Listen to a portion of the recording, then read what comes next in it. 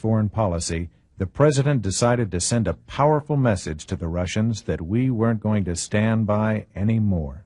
I know of no leader of the Soviet Union since the revolution, including the present leadership, that has not more than once repeated in the various communist congresses they hold their determination that their goal must be the promotion of world revolution. President Reagan wanted peace through strength, not peace through a piece of paper. In his speeches and press conferences, he deliberately set out to say some frank things about the Russians. Let us be aware that while they preach the supremacy of the state, declare its omnipotence over individual man, and predict its eventual domination of all peoples on the earth, they are the focus of evil in the modern world. In addition to sending out the word that the U.S. was dealing with the Soviet Union from a new basis of realism, Reagan wanted to let them know he realized that the nuclear standoff was dangerous for all of us, and we had no designs on their territories. The president said they had nothing to fear from us if they behaved themselves. His dream became a world free of nuclear weapons. Reagan realized that no one could win a nuclear war, and one must never be fought. It is inconceivable to me that we can go on thinking down the future, not only for ourselves and our lifetime, but for other generations, that the great nations of the world will sit here like people facing themselves across a table, each with a cocked gun, and no one knowing whether someone might tighten their finger on the trigger. A certain amount of mythology evolved around the president's Strategic Defense Initiative, which he announced in 1983 to develop a defensive shield against nuclear missiles. Let me share with you a vision of the future which offers hope. It is that we embark on a program to counter the awesome Soviet missile threat with measures that are defensive. What if free people could live secure in the knowledge that their security did not rest upon the threat of instant U.S. retaliation to deter a Soviet attack, that we could intercept and destroy strategic ballistic missiles before they reached our own soil or that of our allies? I call upon the scientific community in our country, those who gave us nuclear weapons, to turn their great talents now to the cause of mankind and world peace, to give us the means of rendering these nuclear weapons impotent and obsolete. I'm talking about Ronald Reagan and his role during the Cold War and how Reagan influenced the Cold War. During the 1980s, the Cold War was divided between two superpowers, the United States and the Soviet Union. Many people feared the tensions between them could lead to nuclear war. Reagan became one of the most important leaders during this time. But let me back up. Who was Ronald Reagan? Ronald Reagan was the 40th president of the United States of America from 1981 to 1989. He believed strongly in democracy and capitalism, and he wanted the United States to stand him against communism. On March 30th, 1981, Reagan survived the assassination attempt outside the Washington Hilton Hotel in Washington, D.C. A bullet struck him after ricocheting off his limousine, but he survived and returned to office. But let me give you a bit of perspective. The Cold War was a conflict between the United States and the Soviet Union after World War II. It was a struggle between democracy and capitalism. Go. The United States supported democracy and capitalism, while the Soviet Union supported communism. Union from a new basis of realism, Reagan wanted to let them know he realized that the nuclear standoff was dangerous for all of us, and we had no designs on their territories. The president said they had nothing to fear from us if they behaved themselves. His dream became a world free of nuclear weapons. Reagan realized that no one could win a nuclear war, and one must never be fought. It is inconceivable to me that we can go on. People around the world fear nuclear war because both countries had powerful nuclear weapons. The Berlin Wall became a symbol of this division. It was built to stop citizens from fleeing communist East Berlin to democratic West Berlin. But what was Ronald Reagan's actions? What did he do? Reagan believed the United States needed to be stronger against the Soviet Union.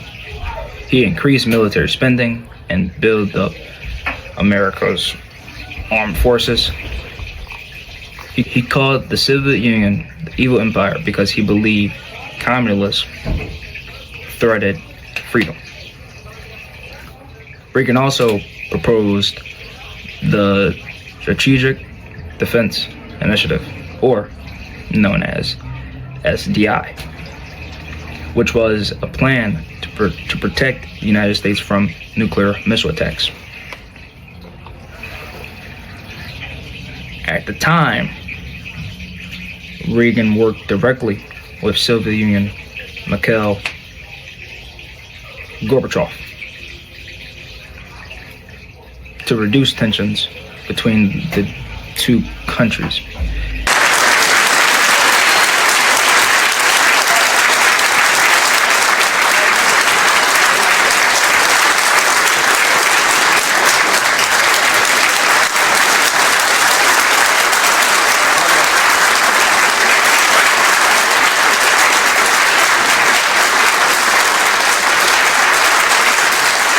At the same time, Reagan worked directly with Soviet Union Mikhail Gorbachev to reduce tensions between the two countries. Even though Reagan was tough against the Soviet Union, he also wanted peace. He met several times with Soviet Union Gorbachev. Together, they signed agreements to reduce nuclear weapons, including the INF Treaty in 1987. These meetings helped ease tension between the United States and the Soviet Union. In 1989, the Berlin Wall fell. Mr. Gorbachev, People in tear Eastern down Europe this began wall. rejecting communist government. Just 2 years later, in 1991, the Soviet Union officially collapsed. But I first proposed what would come to be called the zero option. It was a simple proposal, one might say disarmingly simple. For the first time in history, the language of arms control was replaced by arms reduction. In this case, the complete elimination of an entire class of U.S. and Soviet nuclear missiles. But the importance of this treaty transcends numbers. We have listened to the wisdom in an old Russian maxim, and I'm sure you're familiar with it. Mr. General Secretary, though my pronunciation may give you difficulty, the maxim is doверяй, no проверяй, trust but verify. Но значение этого... На каждой встрече вы это повторяете. You repeat that at every meeting.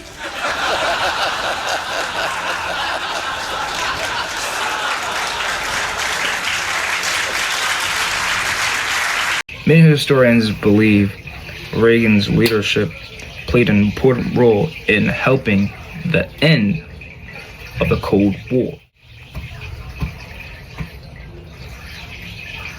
Reagan's actions showed the struggle between communism and capitalism during the Cold War.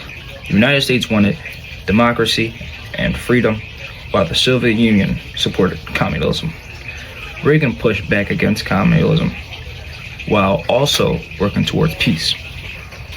Ronald Reagan played an important role in the ending of the Cold War by being strong against the Soviet Union while also working towards peace.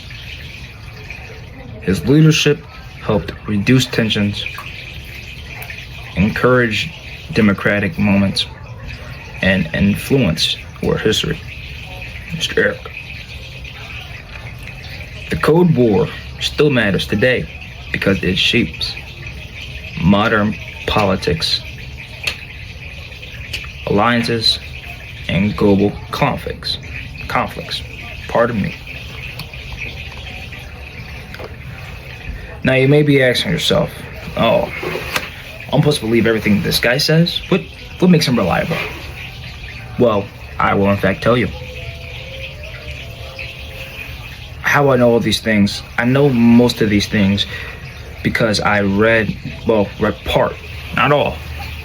I'm not buying that book, but I read part of the book Ronald Reagan wrote himself, called An American Life, because it shows his own thoughts about his presidency and the Cold War. And also, I use secondary sources like Luke Canyon's biograph, the White House website, and Miller Center to check my facts. Ronald Reagan influenced the Cold War by taking a strong stand against the Soviet Union while also working with Mr. Gorbachev to reduce nuclear weapons. His military build-up speeches in support for democracy pressured the Soviet Union, but his meetings with Gorbachev also helped lower tension. Reagan did not end the Cold War alone. No, he did not. No man can end war alone. No, there's always others. There's always other people involved. But his leadership played an important role in the events that led to the fall of communism in the eastern of communism in the east of Europe,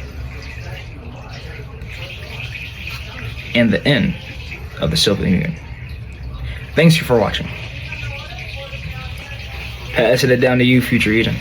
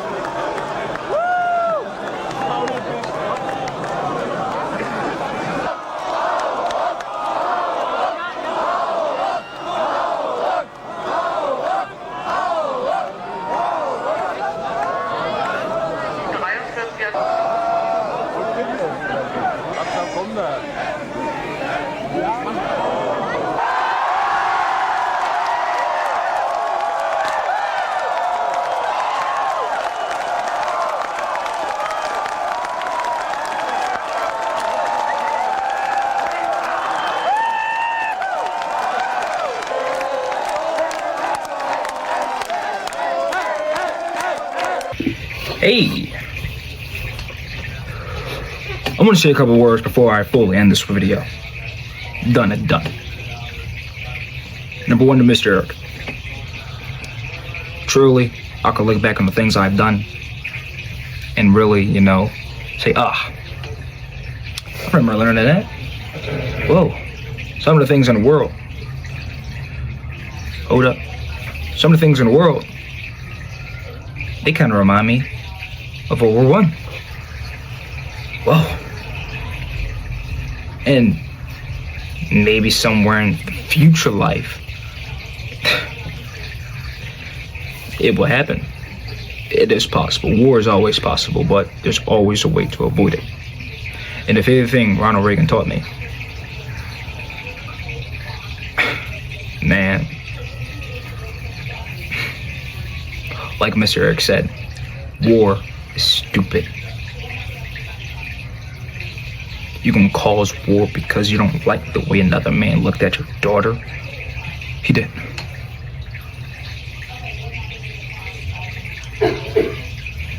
Because of that, would you stick this tongue out, opened up his eyes like this, nuke his mom's house.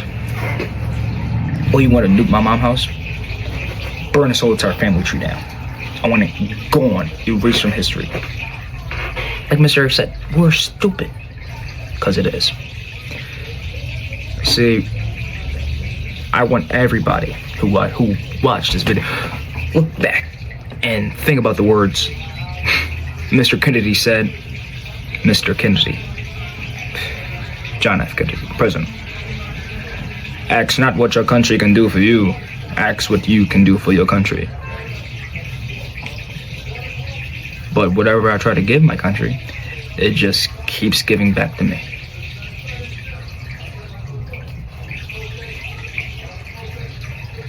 So thanks for watching. And for that special someone, I hope that all of your days are fortunate.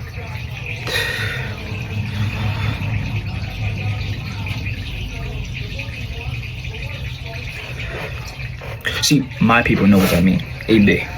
Come on, man. Come on, man. I know. I'm great. I know. You know, he's the great one. Actually, while we still have time, let's admire the great one for a quick second. Just give me a minute or two. Yes, I am putting all of this in the video. I'm not cutting a single part out, and you're gonna watch this. You're gonna watch it, although it's done and done. Let's admire the greatness that is John Cena. And I know what Tamir is probably gonna say. Oh, he's not the greatest of all time. He's the 17 never seen champion. Who is The Rock? Can you smell what the goosebumps on The Rock's forearm? Nah, it's corny. But with all that said, I'll see you later. Roll it.